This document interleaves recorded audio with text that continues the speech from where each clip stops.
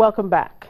The 10th anniversary of the African Finance Corporation attracted a good number of government officials across the African continent at a plenary session to mark the anniversary, which took place in Abuja on Tuesday. Officials from Nigeria, Uganda and the Gambia were on hand to speak on what their countries have been doing in the area of infrastructural development. Chief of this is the increase in budgetary allocation. Now, as for Uganda, you are a moderator, you are very right. We are really running to catch with the time. I just give you a simple illustration. I am the Minister for Finance, Planning and Economic Development.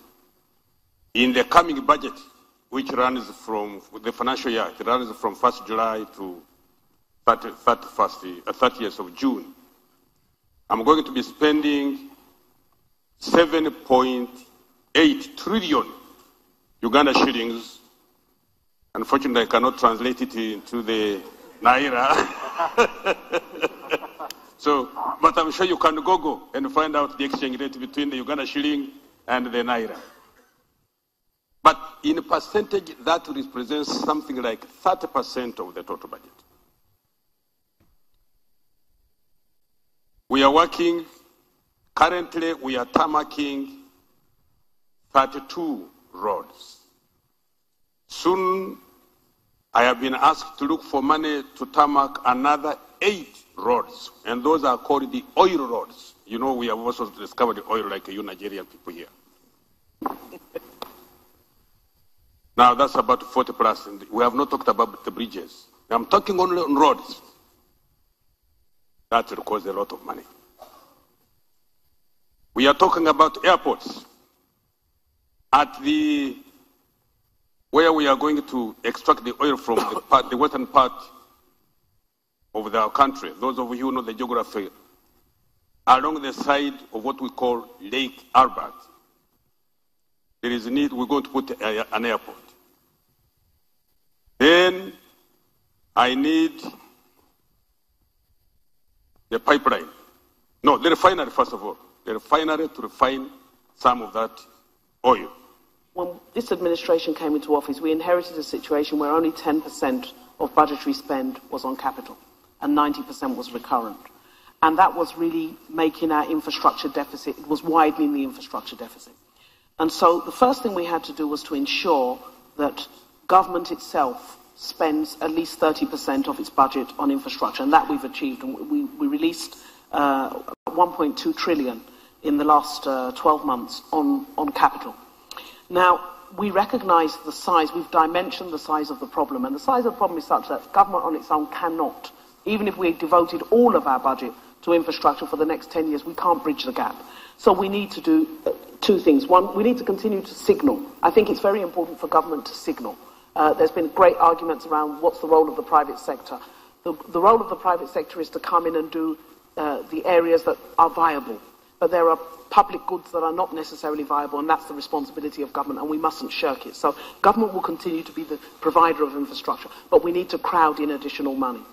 We need to crowd in our own federal structure, because we have state, federal and local governments. We need to have partnerships between federal and state governments so that there's alignment. We also need to bring in the private sector.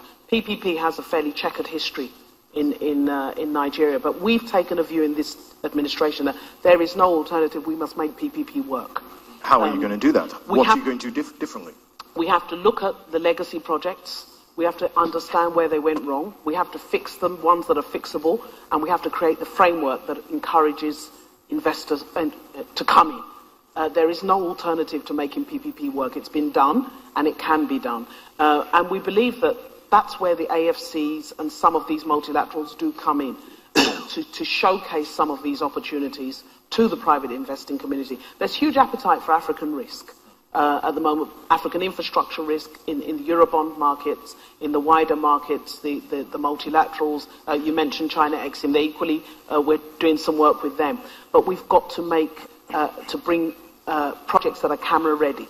And that takes some money, which we need to be able to spend to develop projects, to bring them to the stage where we can begin to close financing? Let me begin by saying that the economic recovery plan is actually built on what we described as our strategic implementation plan for the 2016 budget. So the economic recovery plan is not entirely new. It actually originated from our plans for implementing the 2016 budget. So a lot of what you see in the economic recovery plan actually had its beginnings in that SIP, the initial SIP. But by and large, I mean, we've identified a number of must-do items. Priorities. Yes, and a lot of these are, of course, already quite well known. Infrastructure, of course, is one, namely power, rail, roads, etc. But with respect to power, I think the power is key, and that's one of the critical areas for us. What has happened with the power sector? Of course, I'm sure that many know the story. You know that the value chain, except for transmission, has been privatized, and that began sometime in 2005. Now, that itself was a good development, but we've also seen that over time, problems have developed around the whole privatization exercise.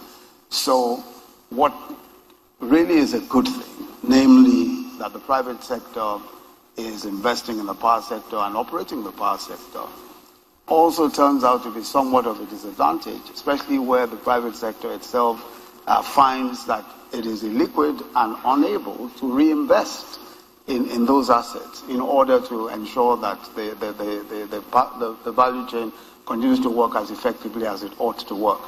Secondly, there is also the resistance to a cost-reflective tariff. Naturally, you know, most people would not want to pay more for power, you know, but it's a chicken and egg situation, obviously. But how do you overcome that? That's a continuous challenge. Yeah. So what we're trying to do, and I'm just trying to give some context to this. So what we're trying to do is first of all to recognize that the problems that we have in the power sector, I mean, aside from, you know, I mean, we installed capacity is good enough. We have some issues with transmission. We have some issues with collection, with distribution and collection of rates and all of that. But the most important thing is that the value chain today is illiquid. And we need to ensure that that value chain works and that we're able to service that value chain. The gas producers are not being paid as regularly as they ought to be paid and all that. So what we've done is we've devised a payment assurance guarantee. And we're putting in about 700 billion of money into some kind of an assurance scheme that ensures that that those who are producing gas are paid. To cut a long story short, to ensure that the entire value chain comes back to some form of liquidity and that investments can come back into the sector. To extend the greetings of His Excellency, President Adama Barrow, to Nigeria for the great steps and efforts they have made in getting us out of the 22 years of the dictatorship.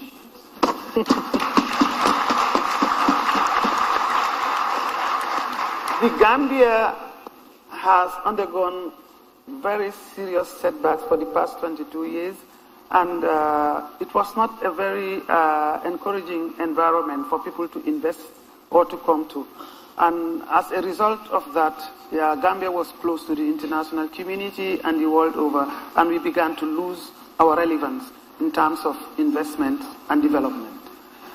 Thanks to this third regime that came in with the pillars of democracy, we are beginning to enjoy appreciative freedom and liberty, and a quality that is needed for any investor or developer to come to a country. I want to assure you that with the changes that have happened, the new Gambia has opened its doors and the environment is being looked at very closely. We are doing structural reforms at the moment, working on political reforms and strengthening our institutions so that we get back to the community of nations. There is